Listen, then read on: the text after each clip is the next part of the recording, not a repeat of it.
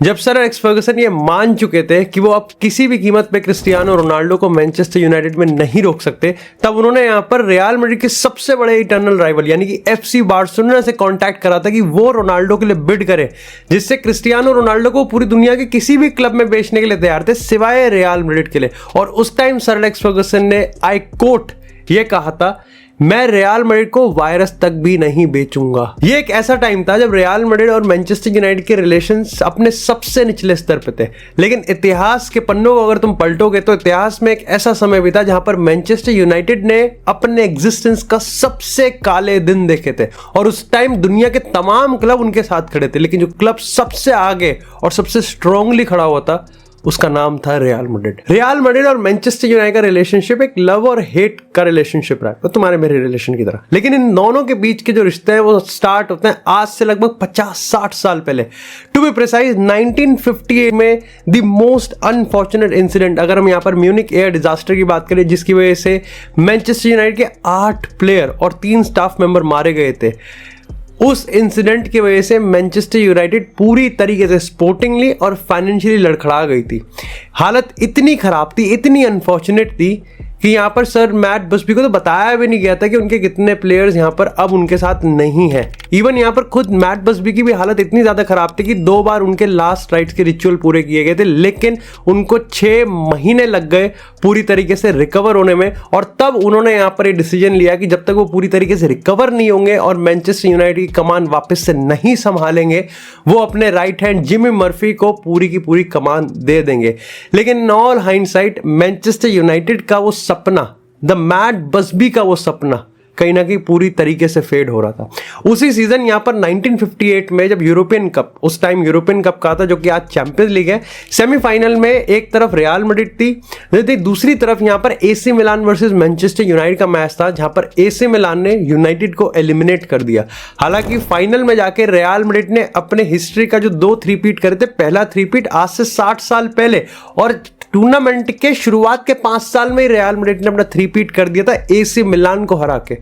और उस टाइम यहां पर ये सारी सिचुएशन को देखते हुए रियल मैड्रिड के सबसे प्राइज्ड एसेट, या फिर हम बात करें दुनिया के सबसे खूबसूरत प्लेयर के उस टाइम के, सर अल्फ्रेडो डी स्टेफेनो ने यहां पर मैनचेस्टर यूनाइटेड के रिगार्डिंग ये कहा था, and I coat, My heart was filled with sadness. I felt I had lost so many friends, but I was more sorry for the game of football. For this Manchester United team was magnificence itself. It contained some of the world's greatest player. उस time real Madrid के president Santiago Bernabeu इस हद तक चले गए थे कि यहाँ पर उन्होंने मैनचेस्टर यूनाइटेड के जो प्लेयर इंजर्ड थे उनको स्पेन में हॉलीडे पूरा मुफ्त, पूरा का पूरा रियल मैड्रिड स्पॉन्सर करेगा। जब रियल मैड्रिड ने 1958 में यूरोपियन फाइनल में एसी मिलान को हरा के अपना पहला थ्री-पीट किया था, तो रियल मैड्रिड, सैंटियागो बर्नाब्यू और डी स्टेफेनो इतने ज़्यादा प्रभावित थे सर मैट बसबी और मैनचेस्टर यूनाइटेड से, और वो इतना रिस्पेक्ट करते थे कि उन्होंने यहाँ पर मैनचेस्टर यूनाइटेड को अपनी ट्रॉफी तक यहाँ पर देने की बात की थी कि आप ये ट्रॉफी अपने मैनचेस्टर यूनाइटेड ओल्ड ट्रैफोर्ड में रखें, बट मैनचेस्टर यूनाइटेड ने उनको बहुत ही पोलाइटली रिफ्यूज़ किया था। इसी के अगले सीजन स्टार्ट होने से पहले यहाँ पर ऑफकोर्स रियल मैड्रिड का सबसे बड़ा जेस्चर था कि उन्होंने यहाँ पर अल्फ्रेडो डी स्टेफेनो को लोन पे भेजने की बात करी थी मैनचेस्टर यूनाइटेड को, लेकिन उस टाइम एफए ने इस बात को बिल्कुल सिरे से खराज, लेकिन उस टाइम यहाँ पर एफए ने ये कह के इस चीज़ को रिफ्यूज़ कर दिया कि इससे यहाँ पर ब्रिटिश प्लेयर्स की जो डेवलपमेंट है वो यहाँ पर ख़त्म हो जाएगी, वो यहाँ पर कहीं ना कहीं ख़राब हो जाएगी। ऐसे में यहाँ पर एक किस्सा ये भी सामने निकल के आता है कि उस टाइम मैनचेस्टर यूनाइटेड में जब सर मैट बसबी फाइनली आ गए तो वो चाहते थे कि यहाँ पर मैनचेस्टर यूनाइटेड को बिल्ड किया जाए, वो सपना जो कहीं ना कहीं फेड हो रहा है उसको वापस से बिल्ड किया जाए। और उनको पता था कि इस वक्त दुनिया में सबसे तगड़ा, सबसे सक्सेसफुल और सबसे भौकाल काटने वाला क्लब अगर कोई है तो रियल मैड्रिड है। तो वो यहाँ पर सैंटियागो बर्नाब्यू गए और यहाँ पर रियल मैड्रिड के बोर्ड ऑफ डायरेक्टर से मिलकर ये गुजारिश करते हैं कि क्या रियल मैड्रिड कुछ मैचेस मैनचेस्टर यूनाइटेड के साथ खेल पाएगी जिससे यहाँ पर वो फंड रेस कर सके। उस टाइम सैंटियागो बर्नाब्यू जो कि प्रेसिडेंट थे रियल मैड्रिड के, उन्होंने ये चीज़ बताया कि उस time 12,000 euros real Madrid charge करती थी एक फ्रेंडली खेलने का। तब मैट बसबी ने ये चीज़ कहा कि मैनचेस्टर यूनाइटेड ट्रेजेडी के बाद स्पोर्टिंगली नहीं बल्कि फाइनेंशियली भी पूरी तरीके से धाराशाही हो चुकी है, और ऐसे में यहाँ पर रियल मैड्रिड से वो एक फेवर की एक्सपेक्टेशन रखते हैं। रिप्लाई में यहाँ पर सैंटियागो बर्नाब्यू ने ये कहा कि मैट बसबी और मैनचेस्टर यूनाइटेड को रियल मैड्रिड एक बहुत रिस्पेक्ट और एडमिरेशन की तरफ से देखती है और इसीलिए उन्होंने कहा कि हम तुमको 50% डिस्काउंट देने वाले हैं। और अगले 3 सालों में 1959 से लेकर 1962 तक real Madrid versus Manchester United के बीच 5 फ्रेंडली खेले गए। कुछ अखबारों की अगर हम बात करें तो जब पहली बार रियल मैड्रिड ओल्ड ट्रैफोर्ड पे खेलने आई थी ना, तो काफियों को रियल मैड्रिड की जर्सी व्हाइट ऐसे लगे जैसे एंजल्स, जैसे परियां सामने निकल के आ गई हो।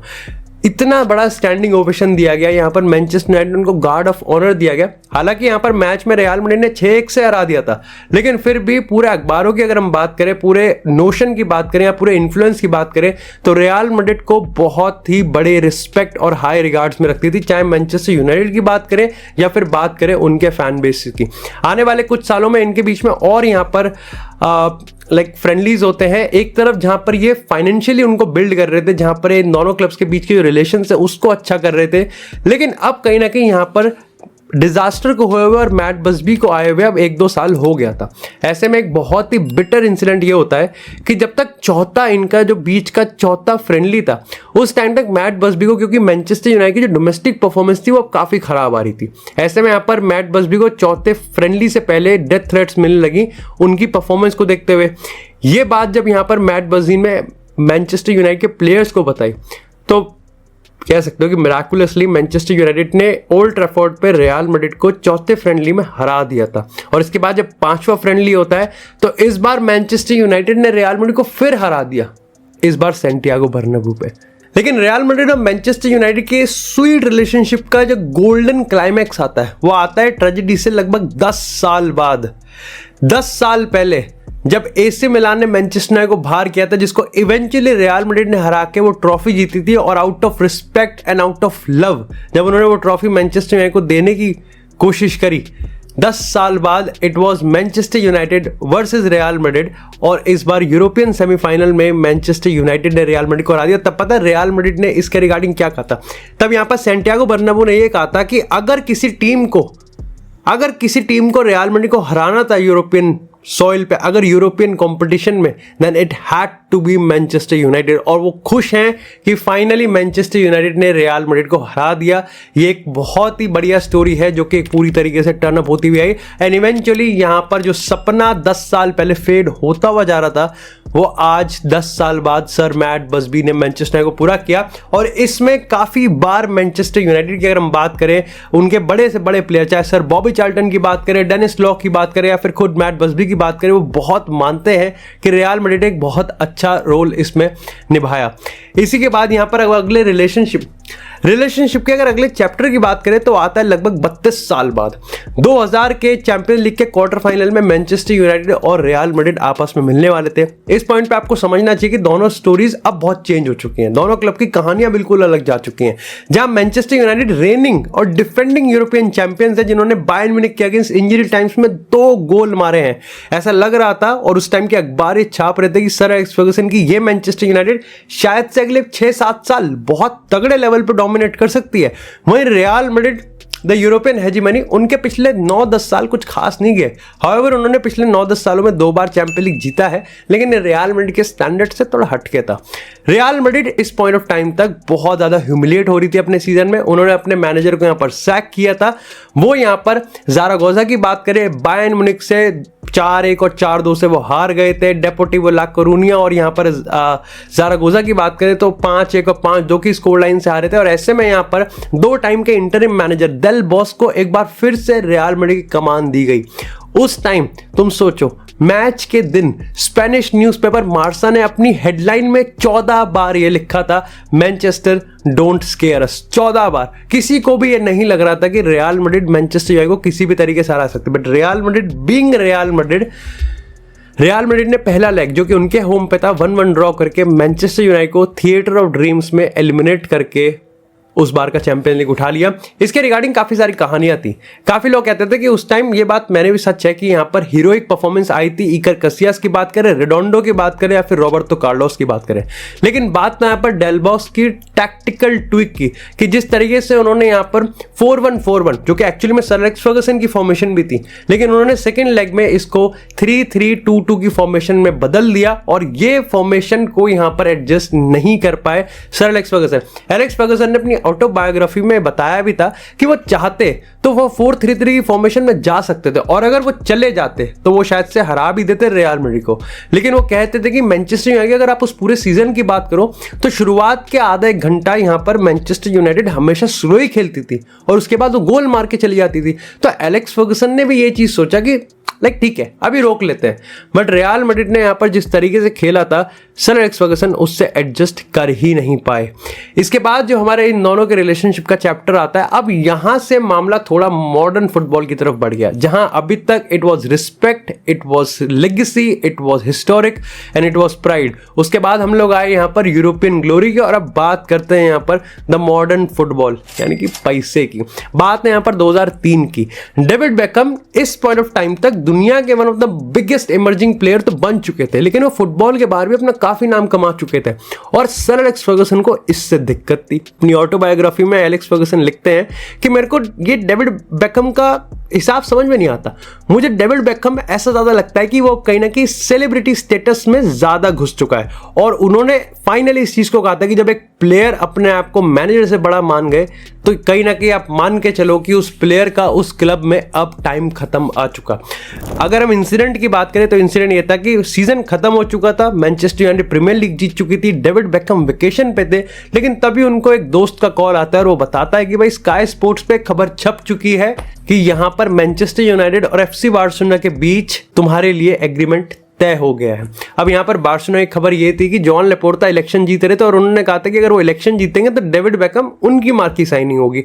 लेकिन डेविड बेकहम ने इस चीज को सिरे से नकार दिया।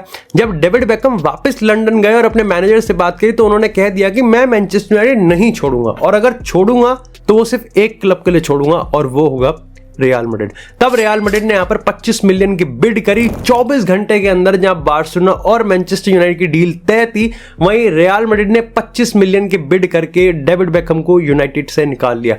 तभी कहीं ना कहीं यहां पर आप कह सकते हो कि सर एलेक्स फर्गसन और रियल मैड्रिड के बीच में थोड़ा सा मामला डामाडोल था।